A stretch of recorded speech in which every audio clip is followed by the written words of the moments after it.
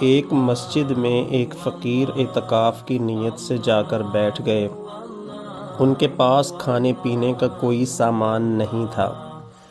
مسجد کے امام نے ان کو نصیحت کی کہ یوں بے سر و سامانی میں مسجد میں بیٹھنے سے اچھا تھا کہیں مزدوری کر لیتے، کیونکہ پیٹ کا پالنا فرض ہے۔ فقیر نے امام مسجد کی بات کا کوئی جواب نہ دیا۔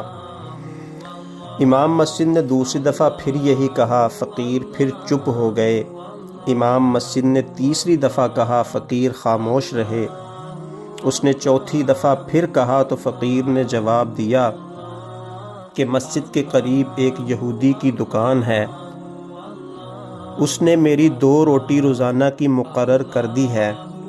امام مسجد نے کہا، اگر اس نے کھانا مقرر کر دیا ہے تو بہت اچھا، پھر اعتکاف ضرور کریں۔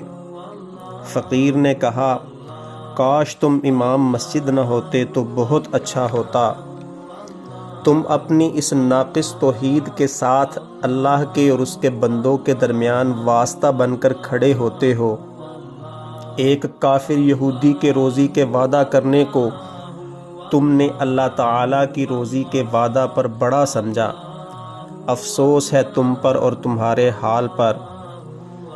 واقعی سچ کہا ہے، ہماری یہی حالت ہے۔ ہم مخلوق کے وعدوں پر تو مطمئن ہو جاتے ہیں، لیکن خالق کے وعدے کو بھول جاتے ہیں۔ قرآن پاک میں اللہ تعالیٰ کا ارشاد ہے، اعوذ باللہ من الشیطان الرجیم، بسم اللہ الرحمن الرحیم، فمن یتق اللہ یجعل لہ مخرجا وَيَرْزُقْهُ مِنْ حَيْثُ لَا يَحْتَسِبُ وَمَنْ يَتَوَكَّلْ عَلَى اللَّهِ فَهُوَ حَسْبُهُ۔ اس کا ترجمہ ہے، اور جو شخص اللہ تعالیٰ سے ڈرتا ہے اللہ تعالیٰ اس کے لیے نجات کا راستہ نکال دیتا ہے اور اس کو ایسی جگہ سے روزی پہنچاتا ہے جہاں سے اس کو گمان بھی نہیں ہوتا۔ اور جو شخص اللہ پر توکل کرتا ہے تو اللہ تعالیٰ اس کے لیے کافی ہے۔ اللہ تعالیٰ سے دعا ہے کہ اللہ تعالیٰ ہمیں بھی توکل کرنے کی توفیق عطا فرمائے۔